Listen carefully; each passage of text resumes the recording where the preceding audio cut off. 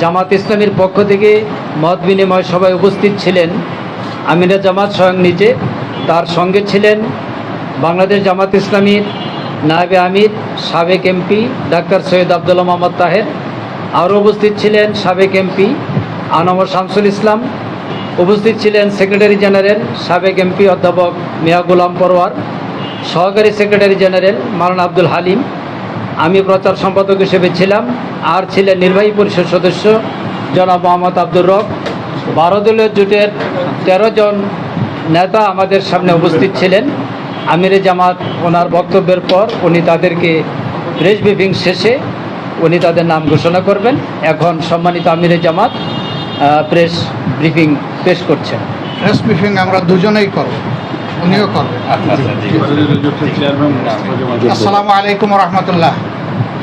সাংবাদিক বন্ধুগণ, আপনারা জানেন দেশ এবং জাতি এখন একটি গুরুত্বপূর্ণ সময় পার করছে। দীর্ঘ 15.5 বছর জাতির ঘাড়ে চেপে বসা একটি স্বৈর শাসনের অবসান হয়েছে আল্লাহ তাআলার অশেষ মেহেরবানিতে গত 5ই আগস্ট। এই দিনকে বলা হচ্ছে বাংলাদেশের দ্বিতীয় স্বাধীনতার দিন।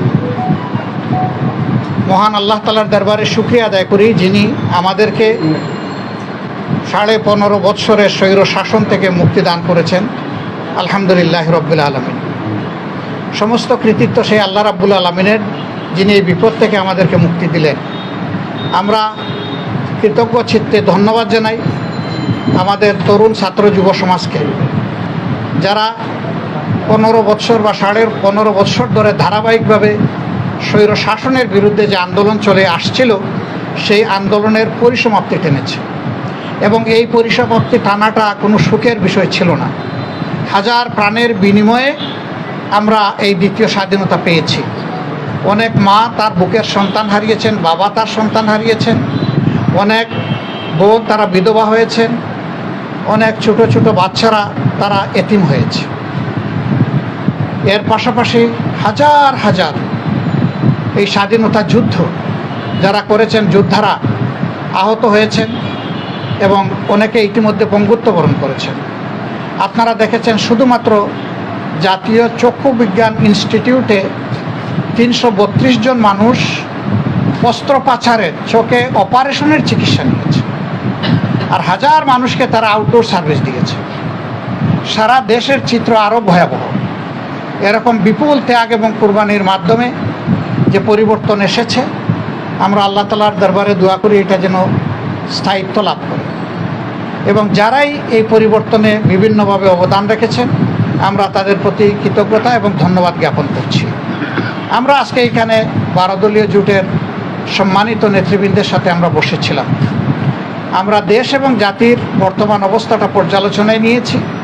আগামী দিনে 12 দলীয় জোট কী করতে পারে, জামাত ইসলামী কী করতে পারে, অন্যান্য রাজনৈতিক দলগুলা কী ভূমিকা পালন করা উচিত, আমাদের সিভিল সোসাইটির কী ভূমিকা থাকা উচিত, এদেশে ওলামায়ে কেরাম যারা আছেন তাদের ভূমিকা ছিল, আগামীতে কী ভূমিকা থাকা উচিত। কারণ আমরা সকলেই নির্যাতিত ছিলাম। এই মজলুমদের আগামী দিনে দেশ গড়ার জন্য কর্তব্যটা কী হবে, মূলত সেই বিষয়গুলো নিয়ে আমরা আলাপ আলোচনা করেছি। এবং আমরা আশাবাদ ব্যক্ত করছি যে আমাদের এই ধরনের আলাপ আলোচনা উঠা এবং বসা একসাথে চলবে। জনগণের ঐক্য দিনের পর দিন সুদৃঢ় হবে এবং রাস্তায় ছাত্র জনতা আমরা একাকার হয়ে যে কোনো ষড়যন্ত্র এবং চক্রান্তকে আল্লাহর উপর ভরসা করে ইনশাআল্লাহ আমরা মোকাবেলা করব। আমরা কোনো চক্রান্ত এবং ষড়যন্ত্রকে আমরা আনচ্যালেঞ্জ ছেড়ে দেব না এবং এই ক্ষেত্রে মজলুমদেরকে আল্লাহ সাহায্য করবেন, এই ব্যাপারে আমরা গভীর আশাবাদী। আপনাদের সকলকে ধন্যবাদ। এখন মুস্তফা জামাল হায়দার সাহেব, জোট প্রধান, 12 দলীয় জোটের প্রধান, তিনি কিছু কথা বলবেন। বিসমিল্লাহির রহমানির রহিম। আমার অত্যন্ত শ্রদ্ধেয় সম্মানিত জাতীয় নেতৃবৃন্দ এবং মিডিয়ার কর্মী ভাইয়েরা, আসসালামু আলাইকুম। জাতীয় জীবনের অত্যন্ত এক যুগ সন্ধিক্ষণে আজ আমরা বাংলাদেশ জামাত ইসলামের আহ্বানে সাড়া দিয়ে তাদের দপ্তরে এসে তাদের সাথে মত বিনিময় করেছি এবং এই মুহূর্তে বিরাজমান যে সংকট, জাতীয় জীবনে যে সংকটের একটি ধাপ কেবলমাত্র আমরা অতিক্রম করেছি, কিন্তু এখনো বাকি রয়ে গেছে আরও অনেক সমস্যা এবং সংকট। সেই সংকট মোকাবিলা করার জন্য আগামী দিনে একসাথে পথ চলার জন্য আমরা কীভাবে অগ্রসর হতে পারি সে বিষয়ে আমরা দীর্ঘক্ষণ ব্যাপী আলাপ আলোচনা করেছি। সমস্ত প্রশ্নে এক্ষুনি এই মুহূর্তে কোনো চূড়ান্ত সিদ্ধান্তে হয়তো আমরা অবতীর্ণ হতে পারিনি, কিন্তু তবুও আমরা হৃদয়ের অত্যন্ত কাছাকাছি পৌঁছেছি যে আজকে দেশ এবং জাতিকে এই বিরাজমান সংকট থেকে মুক্তিদান করার জন্য আরও দীর্ঘ পথ আমাদেরকে একসাথে লড়াই করে যেতে হবে।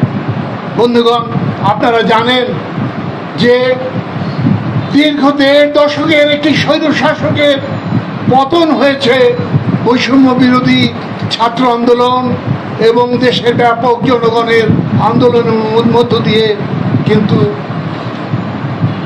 ষড়যন্ত্র এখনো অব্যাহত রয়েছে।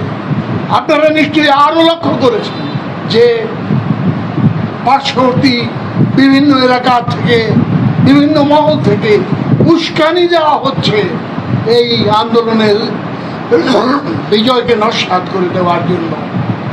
জনগণের গণতান্ত্রিক সংগ্রামকে সাম্প্রদায়িকতার বিষবাষ্পে দিকে ঠেলে দেওয়ার জন্য মিথ্যা প্রচার, মিথ্যা কথা সমানে বলে দেওয়া হচ্ছে। তার বিরুদ্ধে দেশবাসীকে, জনগণকে সচেতন হওয়া এবং ঐক্যবদ্ধ হওয়ার জন্য আমরা আহ্বান জানিয়েছি। এই যৌথ বৈঠক থেকে আমরা আগামীতে আরও বৃহত্তর কর্মসূচি নিয়ে একটি সত্যিকারের গণতান্ত্রিক সমাজ ব্যবস্থা, সরকার গঠন করার লক্ষ্যে আমরা কাজ করে যাব। এই অঙ্গীকার করে আমরা আমাদের এই আজকের বৈঠক শেষ করেছি। আপনাদের আমার একটা প্রশ্ন ছিল, সেটি হলো যেটি বললেন যে পার্শ্ববর্তী এলাকা থেকে ষড়যন্ত্র করা এবং প্রচার করা হয়েছে, এটি বলতে কি পার্শ্ববর্তী দেশকে বোঝানো হলো কিনা? তাই, হ্যাঁ, তাই একটু ক্লিয়ার করে বলছেন বিস্তারিত। আমরা দেখেছি আমাদের পার্শ্ববর্তী দেশ ভারতের একটি মহল থেকে প্রচার করা হচ্ছে যে সাম্প্রদায়িক দাঙ্গা, সাম্প্রদায়িক হয়রানি এখানে চলছে। আমরা তার তীব্র নিন্দা জ্ঞাপন করি। ধন্যবাদ। সবাইকে ধন্যবাদ। আমাদের প্রেস ব্রিফিং এখানেই শেষ।